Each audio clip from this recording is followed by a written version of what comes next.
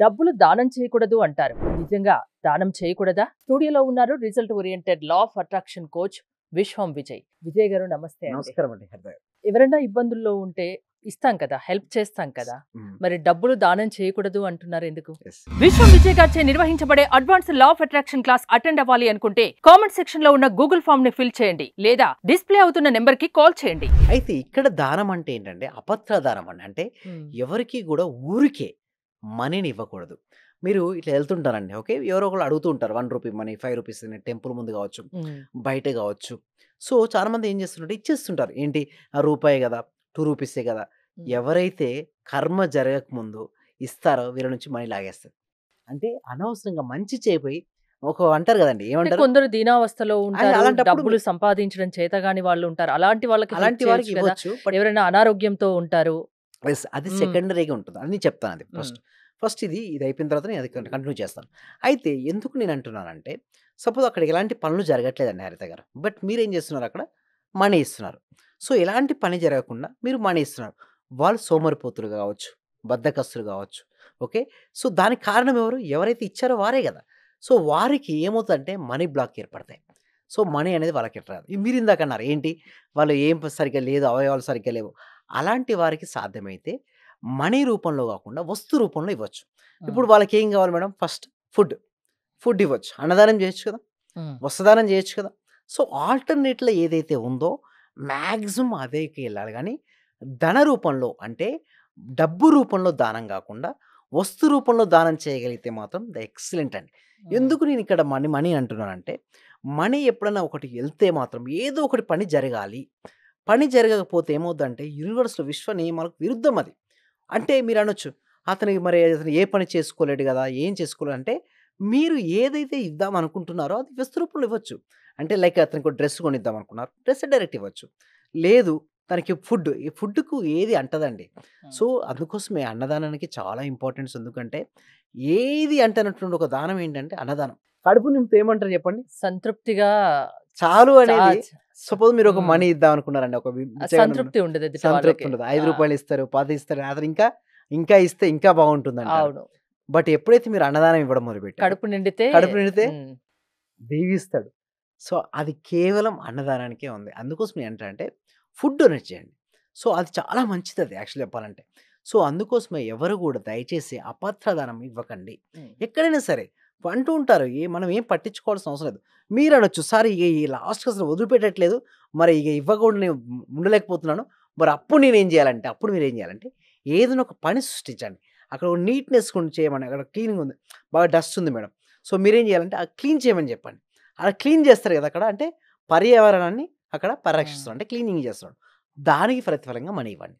అంటే మీరు మనీ ఇచ్చేదే, మీరేం చేస్తున్నారు, ఒక పని చెప్పి ఆ పని కంప్లీట్ అయినందుకు మీరు మనీ ఇస్తున్నారు. అలాంటప్పుడు ఏం కాదు. సపోజ్ ఎంప్లాయర్ ఉన్నాడు, ఎంప్లాయీస్‌కి సాలరీస్ ఇవ్వాలి. మరి సాలరీస్ ఇస్తే అతను తను ఎట్లైనా ఖర్చు పెట్టుకోవచ్చు. అతను పని చేసిన దానికి తీసుకుంటున్నాడు. సో అలాంటప్పుడు ఏం కాదు. బట్ పని జరగక ముందు మాత్రం ఎవరు కూడా మ్మ్. ఎవరికి ఒక్క రూపాయి కూడా దయచేసి ఇవ్వకండి. ఏమి కాదు యాక్చువల్‌గా. ఎందుకంటే మనం చాలా మందిని చూస్తుంటాం, మా పార్టిసిపేషన్ చాలా మంది వస్తుంటారు. ఇలా దారిలో మీ పోతూ వల్ల ఇంకోరు సోమరిపోతులు కావద్దు.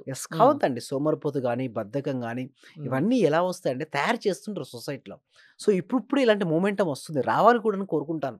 ఎందుకంటే చైతన్యం అనేది ఉండాలి. ప్రతి మనిషిలోనూ చైతన్యం ఉంటుందండి. ప్రతి ఒక్కరు ఏదో ఒక పని చేసుకొని జీవించగలుగుతారు. సో వారు జీవించడానికి మరి మీరే ఆపేస్తున్నారు. మీరు సపోజ్ ఇవ్వడం స్టార్ట్ చేశాడు మేడం. వానికి ఏమనిపిస్తుంది చెప్పండి? రేపొచ్చి అక్కడే కూర్చుంటాడా? అవును. తర్వాత ఏమవుతారు? మళ్ళీ వాళ్ళ ఫ్యామిలీ వాళ్ళు ఇప్పుడు మ్మ్. చూస్తే మొన్న నేను చూసింది ఏంటంటే, బాంబేలో ఒక ఒక భిక్షగాడు, అంటే రోజు అడుక్కునే వ్యక్తికి 3 బీహెచ్‌కే ఫ్లాట్ కొనుక్కున్నాడు మేడం. 3 క్రోర్స్ 3 మ్మ్. బీహెచ్‌కే ఫ్లాట్ ఎలా పాసిబుల్? చూస్తే తను ఏంటి ఎవ్రీడే ఇదే పని. మరి మ్మ్. ఎలా పాసిబిలిటీ అని చెప్పండి? సో దాన్ని అంటే అసలు ఎక్కడ ఎలాంటి పని చేయకుండానే అలా ఇవ్వడం జరిగింది. అంటే ఇవి నేను ఎందుకు చెప్తున్నానంటే, ఒక రూపాయి అయినా సరే ఇచ్చే ముందు మనం ఆలోచించి ఇవ్వాలి. ఎందుకంటే సపోజ్ మీరు మంచి కోసమే ఇస్తున్నారు. ఒకవేళ దాన్ని గనక అతను సరిగ్గా ఉపయోగించకుండా, ఓకే, ఇర్రెగ్యులర్ యాక్టివిటీస్, వేరే యాక్టివిటీస్‌లో తను ఉపయోగించుకున్నాడు. బట్ దాని కర్మ ఎవరు అనుభవిస్తారు చెప్పండి? ఇచ్చిన వాళ్ళు. ఇచ్చిన వారికి దొక్కుతుంది మేడం. మ్మ్. సో అందుకోసమే మనం మంచి చేయబోతే చెడు ఎదురవుతుంది. ఎందుకు అనవసరంగా మనం మంచి చేయబోయి మళ్ళీ మన లైఫ్ ఎందుకు వెనక లాక్కోవాలి? ఒకటే ఒక ఒకటే రూపాయి ఒకరికిచ్చే ముందు ఆలోచించి ఆలోచించమంటున్నారు. ఇవ్వాలి. హ్మ్. అంతే. ఎందుకంటే మనం అనుభవిస్తున్నటువంటి సుఖదుఖాలకు హ్మ్. మనం చేసినటువంటి పాప, పుణ్య, కర్మఫలాలే గదా! మనం అనుభవిస్తుంది అంతే.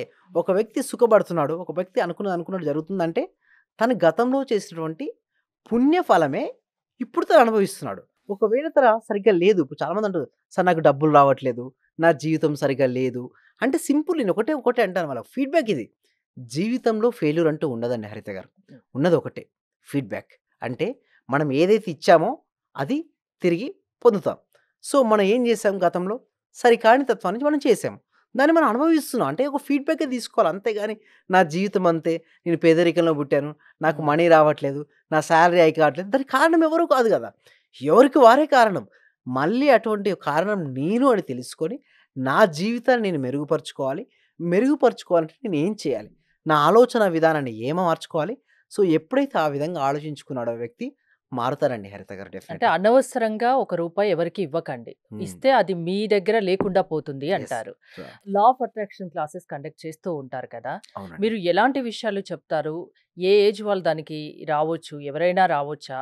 యెస్. టైమింగ్స్ ఎలా ఉంటాయి? మిమ్మల్ని హ్మ్. అప్రోచ్ అవ్వడం ఎలా? యెస్. ప్రెజెంట్ అయితే ఇప్పుడంతా హ్మ్. గూడా ఆన్‌లైన్ అండి. అంటే ఫ్యూచర్‌లో మేము ఆఫ్‌లైన్ ప్రోగ్రామ్ గూడా ఉంది. అయితే అది తర్వాత మేము డిస్‌ప్లే అవుతుంటాయి. బట్ ప్రెజెంట్ అయితే ఆన్‌లైన్‌లోనే.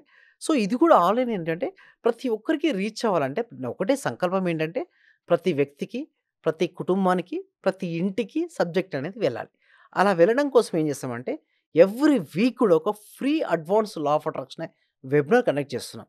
దీనికి రిజిస్ట్రేషన్ చేసుకోవాలంటే కామెంట్ సెక్షన్‌లో గూగుల్ ఫార్మ్ ఉంది. లేదా డిస్‌ప్లే అవుతున్న నంబర్‌కి కాల్ చేస్తే మా టీమ్ మెంబర్స్ మీకు వాట్సాప్ గ్రూప్ లింక్ ఇస్తారు. మీరు జాయిన్ అవ్వచ్చు. లేదు నేను డైరెక్ట్ 6 డేస్‌కి ఎన్రోల్ అవుతుంటే ఇప్పుడు మేము డైరెక్ట్ కూడా 6 డేస్‌కి మేము తీసుకుంటున్నాము. సో, మీకు ఇంట్రెస్ట్ ఉంటే మీరు కాంటాక్ట్ అవ్వచ్చు డిస్‌ప్లే అవుతున్న నంబర్‌కి కాల్ చేసి.